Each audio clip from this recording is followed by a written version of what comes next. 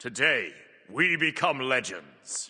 As we all know by now, Smite 2 has had a troubled alpha launch. When we initially got the game in May this year, it was quite honestly just bad, even for an alpha. But in the short 6 months since then, so many improvements have been made to the game, and it's in a far better state now than it was just half a year ago.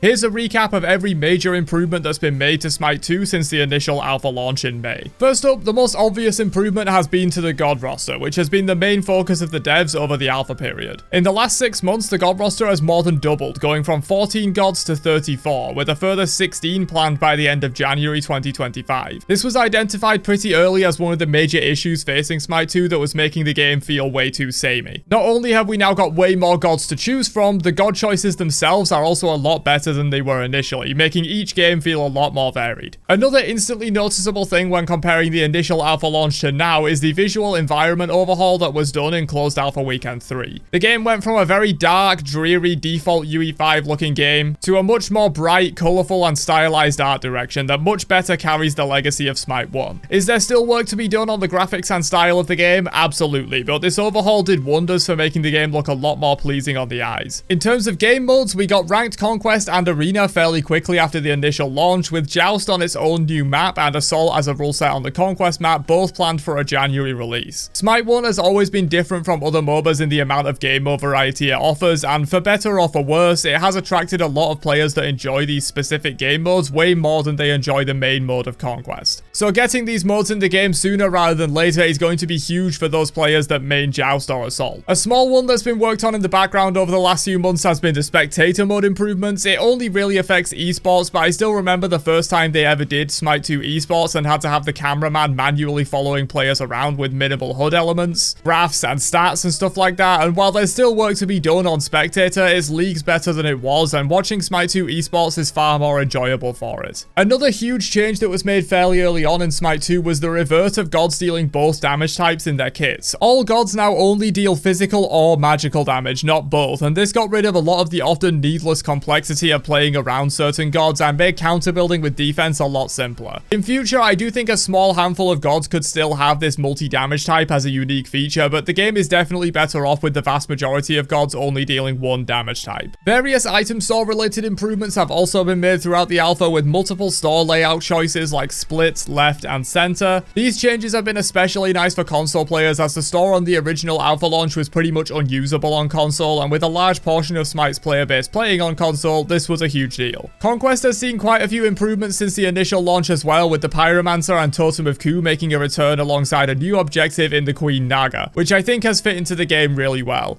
There's also been various jungle camp changes, like gold piles being replaced with gold camps, changes to the effects of jungle buffs, and a rework of the infamy system so that buffs drop at level 1, which used to not be the case on the initial launch, as well as base teleporters being added to Conquest 2. There's also been various small visual improvements to things like the HUD, health bars, damage numbers, and other small elements of Smite 2 that, while they might not make a huge difference individually, they really add up over time. I mean, just look at the visual difference in these two fights.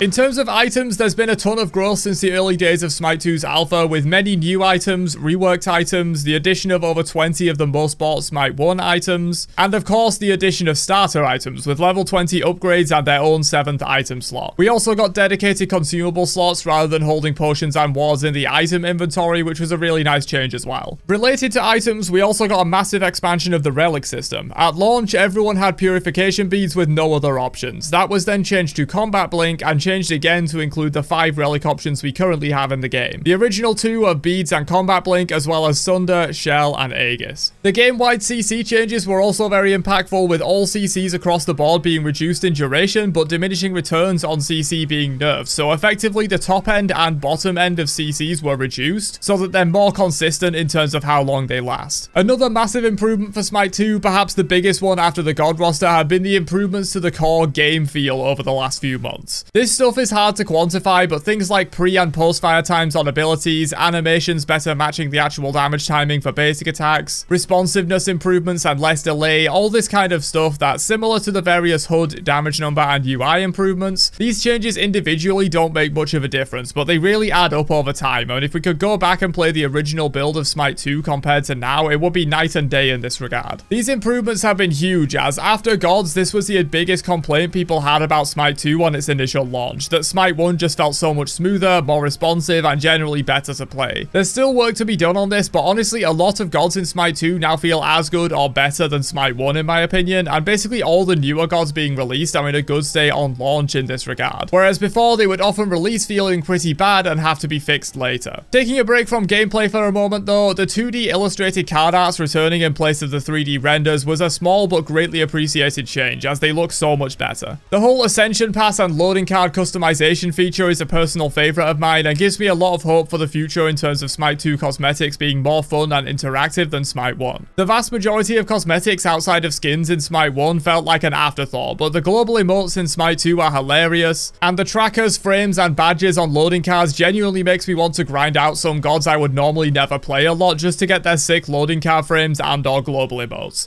The whole Ascension system is just awesome in my opinion. There's also some good improvements being made to the out-of-game experience in Smite 2 with a better home screen and god pages, but out of all of the things listed here, this is probably the one that still needs the most improvement in my eyes. Of course, some things that would normally be on the home screen of Smite 1, like new skins, clans, events, etc. aren't in Smite 2 yet, but I do feel the home screen, god pages, background environments, etc. could still use some work. But it's understandable that this isn't super high priority at the moment compared to gods, game modes, and general game feel. And finally, matchmaking is another that still needs a bit of work in my opinion, and hopefully will get better once we go to free-to-play and have a larger pool of players to pick from. But while it still needs work, there have been significant matchmaking improvements over the last few months from new algorithms and rules put in place by the devs, and I personally have noticed an uptick in good, well-balanced games and a downtick in games where I have players who seem like they've never played a game of Smite in their lives before. It still needs work and is nowhere near on Smite 1's level in my opinion, but definitely a lot better than it was at launch. But that's all the major improvements made to Smite 2 over the last 6 months since the initial alpha launch in May this year.